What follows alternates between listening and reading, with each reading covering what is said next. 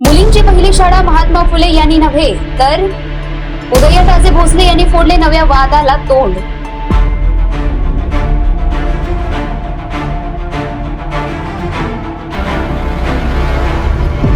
सर्वप्रथम स्त्री शिक्षणाची शाळा जर कोणी सुरू केली असेल तर ती थोरले प्रतापसिंग महाराज यांनी सुरू केली। एका दृष्टिकोनातून आपण पाहिलं तर थोरले प्रतापसिंग महाराज जे होते त्यांचं महात्मा फुलेंनी अनुकरण केलं। स्त्री शिक्षणाची शाळा जर कोणी सुरू केली असेल तर ती थोरले प्रतापसिंग महाराज यांनी सुरू केली। ती देखील स्वतःच्या राजवाड्यात सुरू केली।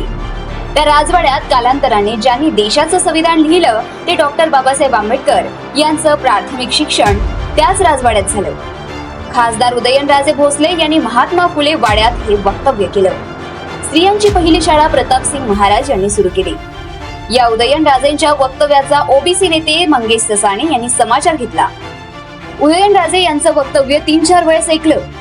महात्मा फुलेंचं महत्व कळाल्याने उदयनराजे हे फुले वाड्यावर आलेत असं वाटलं। इथे येऊन जयंतीच्या दिवशी फुलेंचं महत्व कमी करायचं, त्यांच्या पूर्वजांचं महत्व वाढवलंय असं मंगेश ससाणे म्हणाले। छत्रपती शिवाजी महाराज संभाजी महाराजांना अवघा महाराष्ट्र जाणतो। छत्रपती शिवाजी महाराजांचा पहिला पोवाडा महात्मा फुलेंनी लिहिला असं मंगेश ससाणे म्हणाले। शाळेत शिकणाऱ्या मुली कोण होत्या?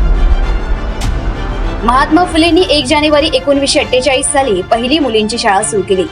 यावर उदयराजे यांचा आक्षेप आहे। त्यांनी नवा शोध लावला आहे।